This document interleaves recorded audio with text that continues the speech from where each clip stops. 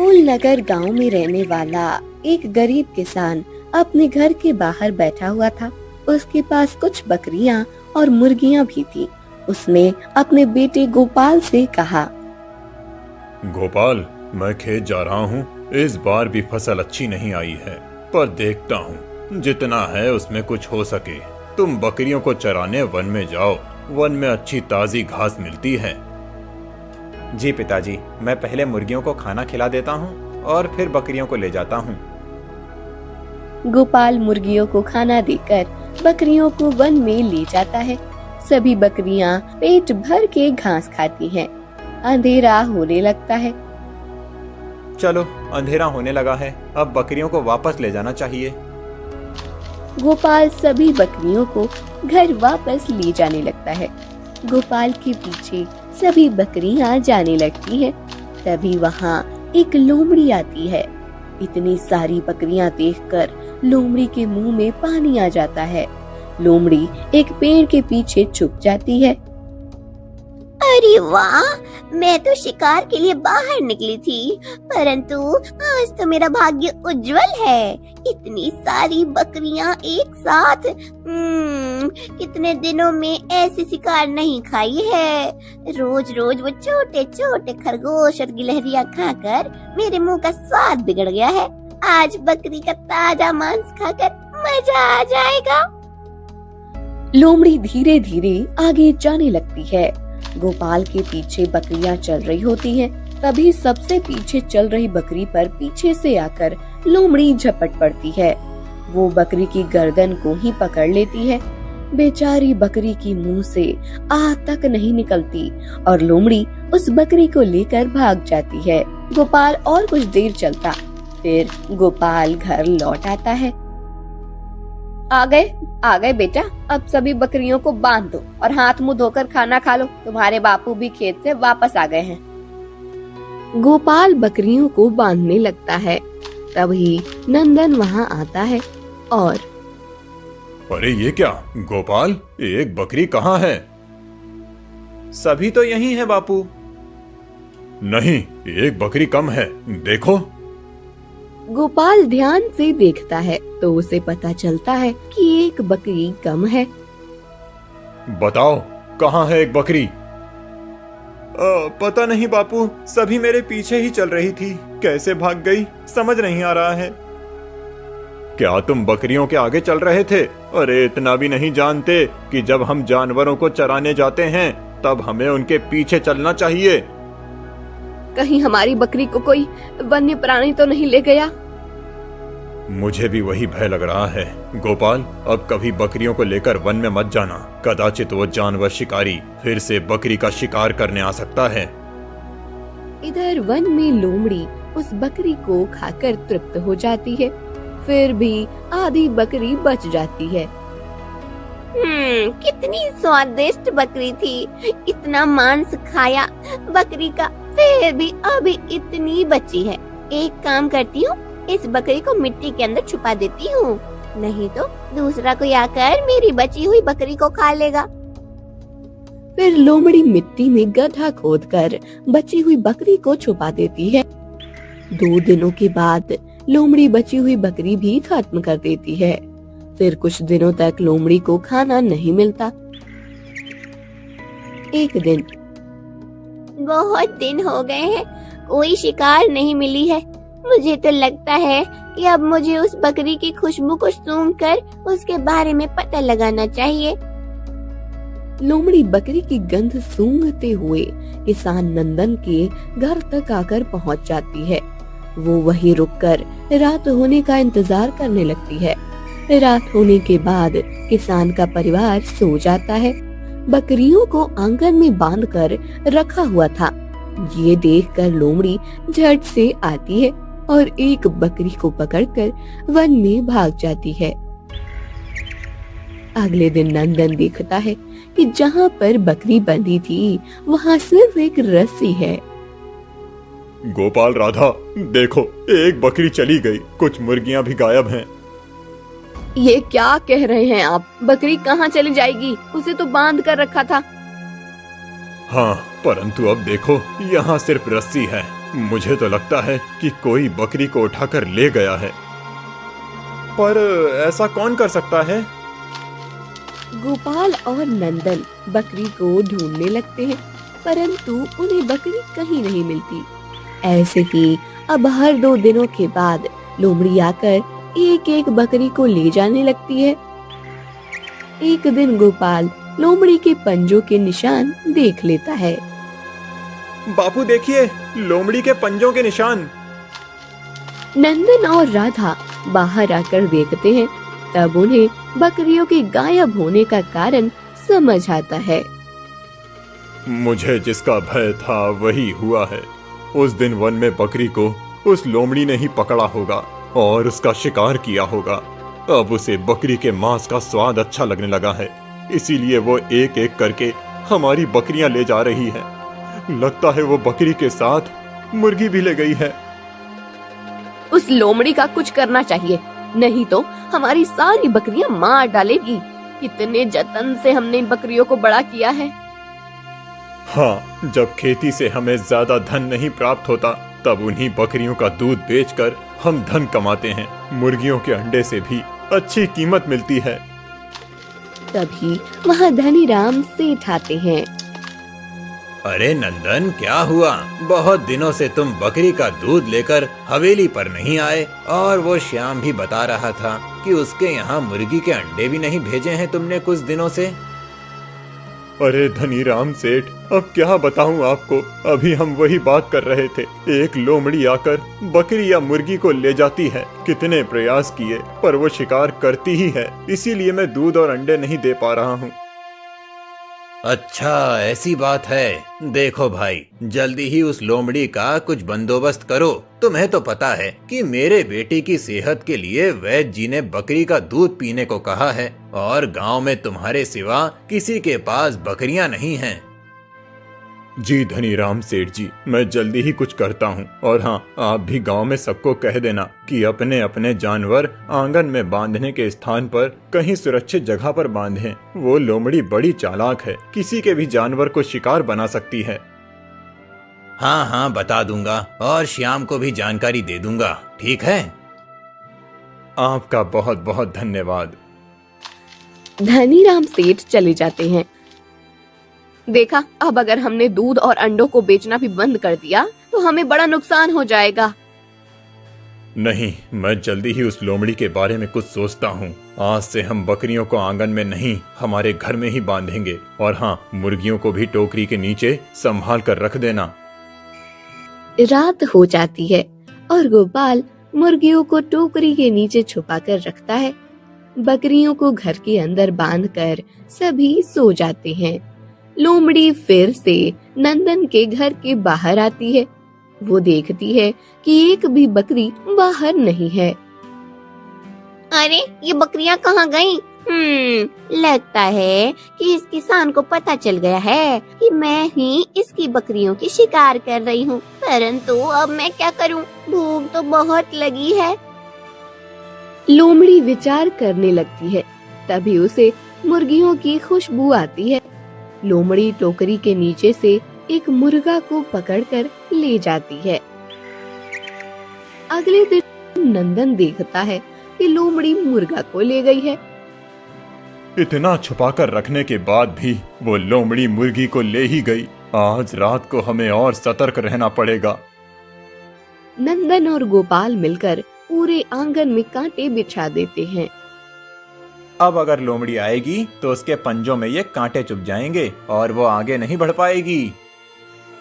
नंदन और गोपाल जाकर सो जाते हैं। अंधेरा होने के बाद वो लोमड़ी वहाँ आती है। आज एक नहीं 2 मुर्गियों की दावत उड़ाऊंगी मैं। ऐसा विचार करके लोमड़ी अपने एक पंजा आगे रखती है कि तभी उसके पंजे में कांट चुभ जाता है। मैं तो समझती थी इस गरीब किसान की बकरियां और मुर्गियों में आसानी से चुरा सकती हूँ, पर ये तो बड़ा बुद्धिमान निकला। मुझे फंसाने के लिए कांटे बिछा रखी है इसने। अब इसे दिखाती हूँ कि एक लोमड़ी कितना चालाक होती है। मेरे जितनी चालाकी तुझ में नहीं है किसान। फिर लोमड़ी किसान के घर से थोड़ी दूर जाती है। अपने पंजों से जमीन में एक बड़ी सुरंग खोदकर किसान के घर के नीचे से मुर्गियों की टोकरी तक पहुंचती है। मुर्गी को पकड़कर सुरंग के मार्ग से वन में चली जाती है। रोज लोमड़ी ऐसे ही सुरंग के मार्ग से आती और मुर्गी को खा लेती है।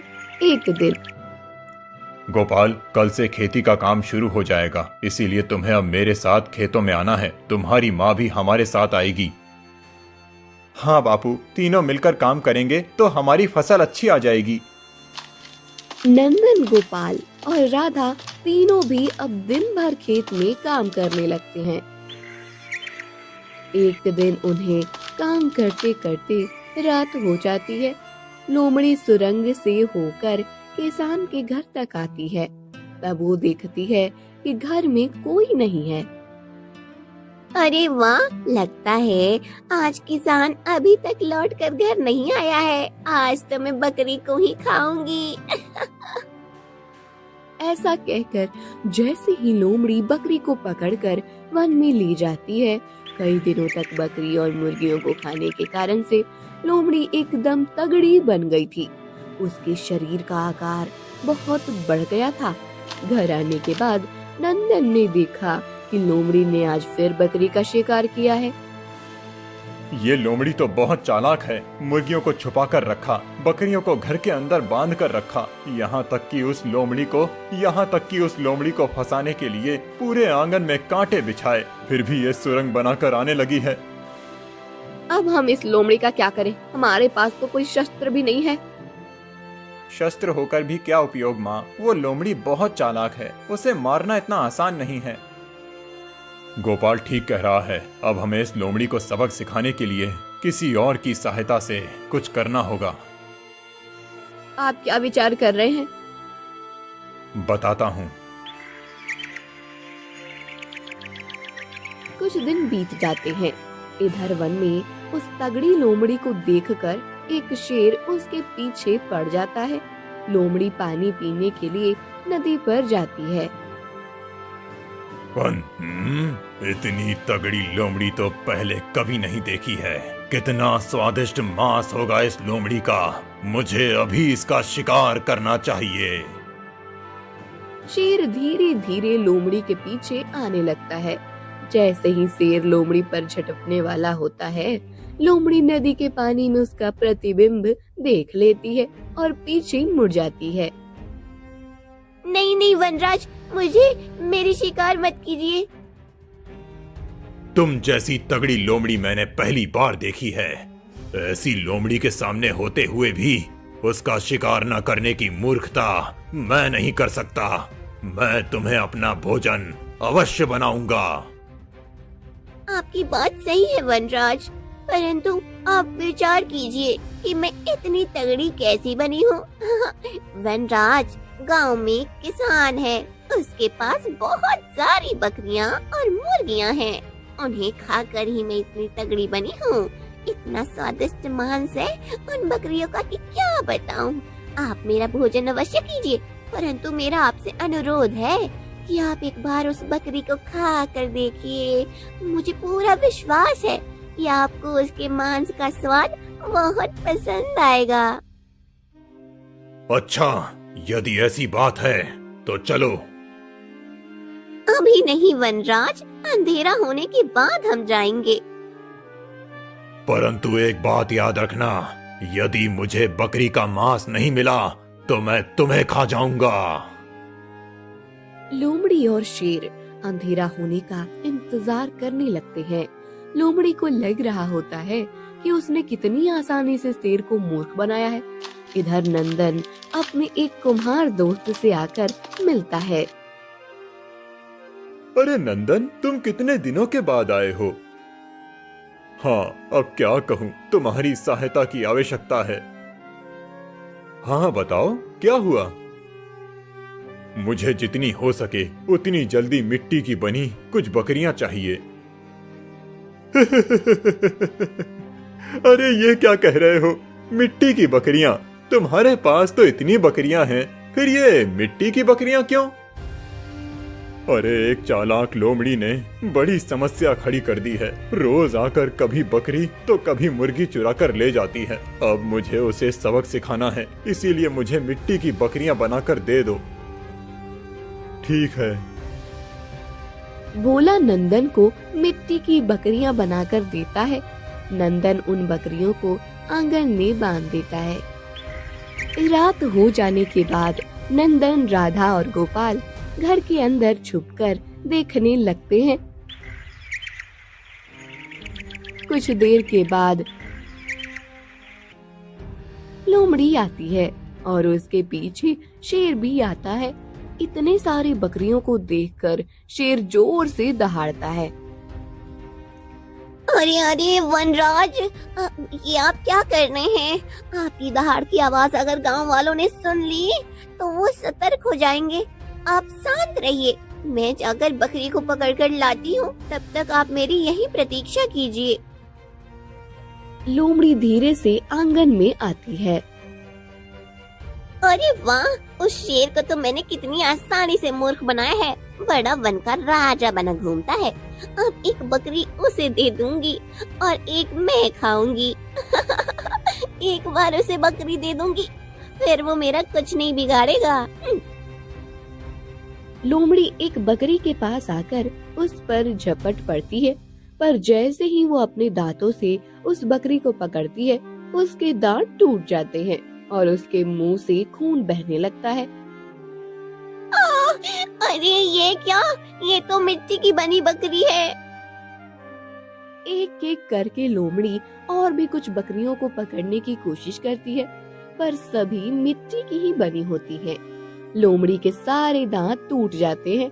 खून भरे मुंह से वो बाहर आती है। उसके मुंह को खून लगा देखकर,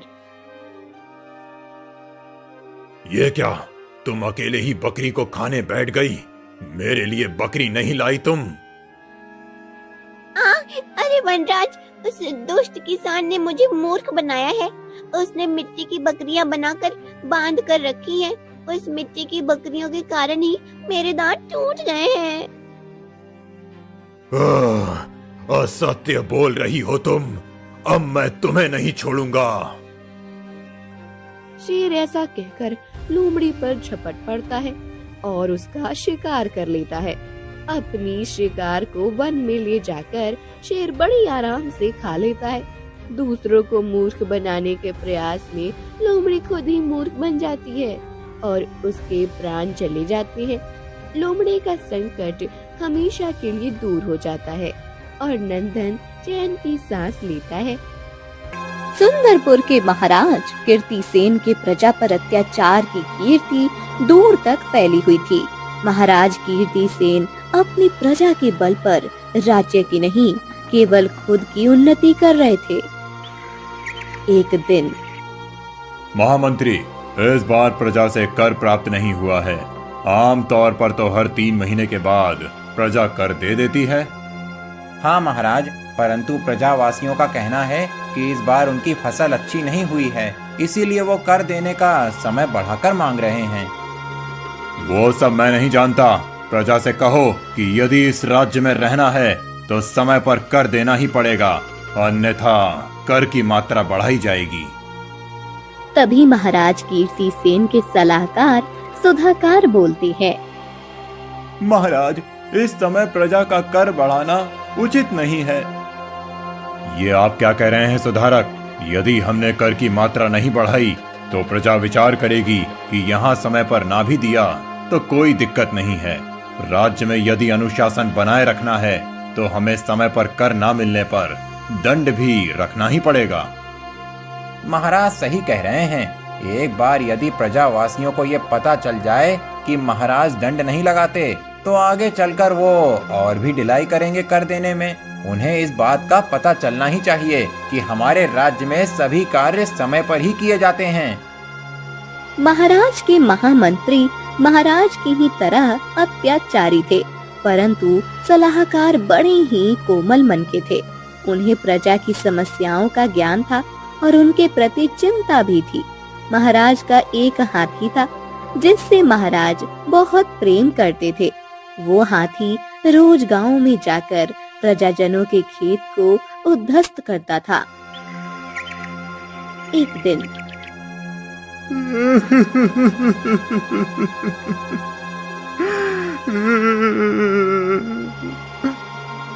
अरे क्या हुआ हरिया भैया, ऐसे रो क्यों रहे हो? वो देखो महाराज के हाथी ने क्या किया। अरे इस बार पहले ही फसल अच्छी नहीं आई थी और ऊपर से इस हाथी ने खेत में जाकर उस फसल को कुचल भी दिया। ये महाराज का हाथी हमेशा सबको दिक्कत ही देता है। एक तो पहले ही महाराज ने कहा है कि यदि समय पर कर का अनाज महल नहीं पहुंचाया तो कर की मात्रा बढ़ा दी जाएगी, और ऊपर से ये संकट। वही तो सोच कर रो रहा हूँ, अब मैं इतना अनाज कहाँ से लगाऊंगा। गांव में किसी की भी फसल अच्छी नहीं हुई है, जिनकी हुई है उनके खेत में ये हाथी जाकर फसल खा लेता है या तो कुचल देता है। किसान करे भी तो क्या करे। महाराज इस हाथी से बहुत प्रेम करते हैं, इसीलिए उसे दंडित भी नहीं करते। उल्टा अगर उसकी शिकायत लेकर महाराज के पास जाते हैं तो हमें ही सुनाकर भगा देते हैं। प्रजावासी जैसे तैसे महाराज को कर का अनाज दे देते हैं। उन बेचारों के पास अपने परिवार के लिए अनाज नहीं बचता। कुछ दिनों के बाद सुंदरपुर में पानी की समस्या बढ़ जाती है। नदी सूख जाती है, इसलिए सभी को पानी का प्रबंध करने में दिक्कत होने लगती है। फिर महाराज, कल प्रजा के कुछ लोग आपसे भेंट करना चाहते थे। मैंने उन्हें कहा कि आप आराम कर रहे हैं, तो उन्होंने अपनी समस्या मुझे बताई। क्या समस्या है उन्हें? महाराज, राज्य में पानी की समस्या उत्पन्न हो गई है। गर्मी और धूप के कारण नदी सूख गई है। गांव वालों के कुएं भी सूखने लगे हैं। हाँ, पानी की समस्या तो है। आज राजमहल का तालाब भी रिक्त पड़ा है। हाँ महाराज, प्रजावासियों का कहना है कि आप उनके लिए पानी की समस्या का कोई उपाय करें। क्या? उन्हें बताइए कि यहाँ मैं अपने खुद की समस्या का विचार कर रहा हूँ। मेरे महल में पानी नहीं है और मैं पूरे राज्य के विषय में विचार करूं। महाराज, आप एक राजा हैं और प्रजा तो अपने राजा के पास ही अपनी समस्या का उपाय मांगती है। मेरे विचार से हमें गांव के सभी कुएं और तालाब को और नीचे तक खोदना चाहिए। उनकी गहराई बढ़ने से पानी की समस्या खत्म हो जाएगी। सुधारक, आप मेरे सलाहकार हैं या प्रजा के? आपको अभी ये विचार करना चाहिए कि राजमहल में जो पानी की समस्या उत्पन्न हुई है उसका निवारण कैसे करें। महाराज, मुझे लगता है गांव में जितने कुएं हैं उन सब का पानी हमें राजमहल के तालाब में लाना चाहिए। परंतु प्रजा के पास इतना पानी नहीं है। राज्य के प्रमुख सलाहकार सुधारक जी, महाराज राज्य के प्रथम नागरिक होते हैं, उनका अधिकार सबसे अधिक है। महाराज की पानी की समस्या समाप्त होना अति आवश्यक है। एक बार महाराज की समस्या का अंत हो जाए, उसके बाद महाराज प्रजा के बारे में विचार करेंगे। महामंत्री की बात सुधाकर को अच्छी नहीं लगती, परंतु महामंत्री और बाकी मंत्रीगण भी महाराज के निकटवर्तीय थे और महाराज की हाँ में हाँ मिलाते थे। महाराज के आदेश पर पूरे राज्य में घोषणा की जाती है कि राज्य का सारा पानी राजमहल के तालाब में डाल दे। ये क्या? ये कैसी घोषणा की है महाराज ने? हम सारा पानी महाराज के महल के तालाब में डाल दें? देखो तो विमला काकी, यहाँ राज्य में पानी की इतनी समस्या हो गई है और महाराज तो केवल अपनी व्यक्तिगत समस्या के बारे में विचार कर रहे हैं। अरे, हमारा राजा तो पहले से ही अत्याचारी है, उससे हम और क्या अपेक्षा कर सकते हैं? पर अब हम क्या करें? यदि हमने सारा पानी राजमहल पहुँचा दिया तो हमारे पास क्या बचेगा? हम अपने परिवार की प्यास कैसे बुझाएंगे? और यदि हमने उन्हें पानी नहीं दिया तो राजा के सैनिक हमें कोड़े मारेंगे और हमें और परेशान करेंगे। प्रजा महाराज कीर्तिसेन के महल में जाकर पानी देने लगती है। गांव वालों को खुद के लिए पानी नहीं था, फिर भी राजा की मार से बचने के लिए बेचारे प्रजावासी पानी की किल्लत झेल रहे थे। महाराज कीर्तिसेन के सैनिक पूरे राज्य में घूमकर सब पर नजर रख रहे थे कि कहीं कोई प्रजाजन पानी खुद के लिए तो नहीं रख रहा है। एक दिन एक बुढ़ा आदमी नदी के एक घड़ा पानी भरकर लाता है और खुद के घर में रख देता है। सैनिक ये देखता है और ए बूढ़े, वो पानी का घड़ा महाराज का है, उन्हें दे दो। मैं बूढ़ा हो गया हूँ, मुझ पर तो थोड़ी दया दिखाओ। बाकी के सभी प्रजाजन तो महाराज को पानी दे ही रहे हैं, इस एक घड़े से उनका क्या होगा, मेरे लिए रहने दो। नहीं, महाराज का आदेश है कि राज्य में जितना भी पानी है वो सारा राजमहल जाएगा। सैनिक बुढ़े का पानी वाला घड़ा उठाता है और बुढ़े को पकड़कर राजमहल ले जाता है। महाराज, ये बूढ़ा पानी का ये घड़ा अपने पास छुपा कर रख रहा था। क्या? ये तो हमारे आदेश की अवहेलना है। तुमने ये घड़ा राजमहल के लिए क्यों नहीं दिया? महाराज, मेरे पास एक ही घड़ा पानी है। मैं बार बार नदी पर जाकर पानी भरकर नहीं ला पाता, इसीलिए मैंने अपनी प्यास बुझाने के लिए रखा है। क्या? अपनी प्यास बुझाने के लिए? तुम्हें राज्य में महाराज की कोई चिंता नहीं है? महाराज के आदेश का भी सम्मान नहीं किया है तुमने? महाराज, आपके पास तो पूरे गांव का पानी आता है, इस एक घड़े से आपका क्या होगा महाराज? ये बात भी सत्य है।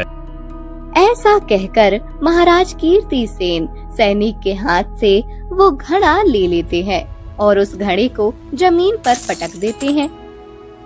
महाराज, ये क्या किया आपने? तुम्ही ने तो कहा था कि एक घड़े पानी से आपका क्या होगा, इसीलिए मैंने वो पानी बहा दिया। यदि मेरे पास पानी नहीं तो राज्य में किसी को भी पानी लेने का अधिकार नहीं है। महाराज कीर्तिसेन सैनिकों को आदेश देते हैं कि बुढ़े को बंदी बनाकर कारागार में डाल दे। ये बात राज्य में फैल जाती है। महाराज का ये अत्याचार देखकर सभी प्रजाजनों का खून खौलने लगता है। एक युवक विराज कहता है, अब हम सबको एकजुट होकर महाराज के पास जाना होगा। अब हमारी एकता ही हमारा शस्त्र बन सकती है। तुम्हारी बात सही है बेटा, परंतु हम क्या कर सकते हैं? देखा ना उस बुढ़े के साथ महाराज ने क्या किया। यदि हम महाराज के विरुद्ध जाएंगे तो वो हम सबको उसका दंड देंगे। परंतु काकी, हम कब तक दंड का विचार करके उनका ये अत्याचार सहते रहेंगे? तभी वहाँ एक साधु आते हैं। उन्हें महाराज के अत्याचार के विषय में सब पता चलता है। तो ऐसी बात है, जिस राजा को अपनी प्रजा का पालन करना चाहिए वही उसका शोषण कर रहा है।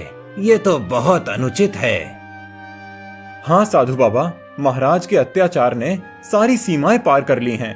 राज्य में पानी की व्यवस्था करने के स्थान पर वो हम गांव वालों से ही हमारा पानी ले रहे हैं। प्रजाजन महाराज का विरोध करने से भी डरते हैं। इस स्थिति में हम क्या करें? मैं महाराज से जाकर बात करता हूँ, उन्हें समझदारी की कुछ बातें बताता हूँ, कदाचित उनके व्यवहार में परिवर्तन आए। साधु महाराज से मिलने उनके महल आते हैं। क्या हुआ साधु, यहाँ क्यों आए हो? महाराज, राज्य में कहीं भी पानी नहीं है। प्रजाजनों का पानी के बिना हाल बेहाल हो गया है। आपको नहीं लगता कि ऐसे में आपका ये आदेश प्रजा के लिए अनुचित है? उचित और अनुचित का ज्ञान अब तुम मुझे दोगे साधु? तुम एक सामान्य साधु होकर मुझ जैसे शक्तिशाली राजा को सीख दे रहे हो? महाराज, आप इस राज्य के महाराज हैं। राजा अपने राज्य का पालन करता होता है। आपको पिता के स्थान पर रहकर सबकी समस्या दूर करनी चाहिए, परंतु आप तो उनके ही प्राणों का ही संकट बने हैं। साधु की ये बात सुनकर महाराज कीर्तिसेन गुस्से से आग बबूला हो जाते हैं। वो साधु को मारने के लिए अपनी तलवार निकालते हैं। वो जैसे ही तलवार लेकर साधु के पास आने लगते हैं, महाराज रुक जाइए। साधु महाराज की हत्या करके ब्रह्म हत्या का पाप सर पर मत लीजिए। क्षमा कर दीजिए साधु बाबा को, क्षमा कर दीजिए। सुधाकर के रोकने के बाद कीर्तिसेन रुक जाता है और साधु बाबा को बंदी बना लेते हैं। जब ये बात विराज और बाकी सबको पता चलती है तो बस अब बहुत हो गया उस दुष्ट राजा का अत्याचार। साधु बाबा को बंदी बनाने का पाप किया है उन्होंने। इतने दिनों से हमने उनके अत्याचारों को सहा है, पर अब नहीं। यदि आज हमने उनका विरोध नहीं किया तो फिर कभी नहीं कर पाएंगे। विराज राजमहल में आ जाता है। सभी प्रजाजन भी उसके पीछे राजमहल में आते हैं। दुष्ट महाराज कीर्तिसेन, आपको इस सिंहासन पर बैठने का कोई अधिकार नहीं है। प्रजा का खून चूस कर आपका मन नहीं भरा, जो आज साधु बाबा को बंदी बना लिया है आपने। तुम्हारा इतना दुस्साहस, मेरे महल में आकर मेरे विरुद्ध ऐसे शब्दों का उपयोग कर रहे हो तुम। मुझे आपने ही विवश किया है महाराज। आपके अत्याचार अब अपराध बन गए हैं और किसी को तो आपको अपने अपराधों का स्मरण कराना आवश्यक था। अपराध तो तुमने किया है, मुझसे अपशब्द बोलने का, और इसका दंड है मृत्यु दंड। मैं स्वयं तुम्हें मृत्यु दूंगा। नहीं दे सकते महाराज, आप किसी भी निर्दोष को मृत्यु दंड नहीं दे सकते। यह राजधर्म के विपरीत है। मैंने केवल आपको आपके अपराधों का स्मरण कराया है, इसमें मेरा कोई दोष नहीं है। यदि आपने मुझे मृत्यु दंड दिया तो बाकी की प्रजा आपका विरोध करेगी। कितने लोगों को मृत्यु दंड देंगे आप? महाराज, मेरी आपसे विनती है कि आप बूढ़े बाबा और साधु को मुक्त कर दीजिए और प्रजा का कर कम करके उनकी सभी समस्याओं का निवारण कर दीजिए। अवश्य, परंतु उसके लिए मेरी एक शर्त है। यदि तुमने मुझे मल युद्ध में हरा दिया तो मैं तुम्हारी बात मानूंगा, और यदि मैं विजयी हो गया तो प्रजाजनों को दोगुना कर देना पड़ेगा। ठीक है महाराज। विराज तो महाराज की बात मान लेता है, परंतु प्रजाजन चिंता में पड़ जाते हैं कि यदि विराज हार गया तो उन्हें दुगना कर देना पड़ेगा। राजा और विराज का मल्ल युद्ध शुरू हो जाता है। दोनों कुश्ती के अखाड़े में पहुंच जाते हैं और कुश्ती शुरू करते हैं। कीर्तिसेन को लग रहा था कि वो विराज को यही मार देगा, परंतु विराज ऐसे दांव खेलता है कि महाराज कीर्तिसेन को जोर जोर से पटकने लगता है।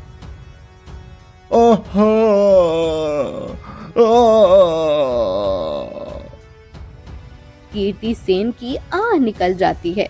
हर एक पटकनी के साथ महाराज कीर्तिसेन को अपने अपराध स्मरण होने लगते हैं। विराज जब आखिरी बार महाराज को पटकता है तब बस, मुझे अपने सारे अपराधों का बोध हो गया है, मुझे क्षमा कर दो। महाराज हाथ जोड़कर विराज से क्षमा मांगने लगते हैं। प्रजाजनों, आज तक मैंने आप सब पर बहुत अत्याचार किए हैं, मुझे क्षमा कर दीजिए। मुझे अपने राजा होने का बहुत अहंकार था, इसीलिए वो सब कर बैठा, परंतु अब मैं जान गया हूँ कि मैं राजा बनने के योग्य नहीं हूँ, इसीलिए मैं सिंहासन का त्याग करता हूँ। आपको अपने अपराधों का स्मरण हुआ, यही बहुत है महाराज। अब आप उचित निर्णय ले सकते हैं। तुमने सही कहा था विराज कि मैं उस सिंहासन पर बैठने के योग्य नहीं हूँ, इसीलिए मैं राजपाट का त्याग कर वन में चला जाऊंगा। बूढ़े बाबा और साधु बाबा को मुक्त करके उनसे भी क्षमा मांगूंगा।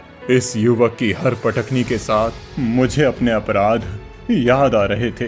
इस राज्य को विराज जैसे व्यक्ति की आवश्यकता है, जो अपने राज्य और प्रजाजनों के लिए मन में सद्भावना रखता है। महाराज कीर्तिसेन अपना राजपाट त्याग करते हैं, भगवे वस्त्र पहनकर वन में चले जाते हैं। बुढ़े बाबा और साधु भी मुक्त हो जाते हैं। पूरी प्रजा को खुशी हो जाती है। प्रजा विराज को अपना नया राजा बनाती है, जो राज्य की भागदौड़ हाथ में लेकर सबसे पहले प्रजावासियों के लिए साफ पानी का प्रबंध करता है। सुंदरपुर अत्याचारी राजा के अत्याचार से मुक्त हो जाता है। और उन्हें एक सही राजा मिल जाता है।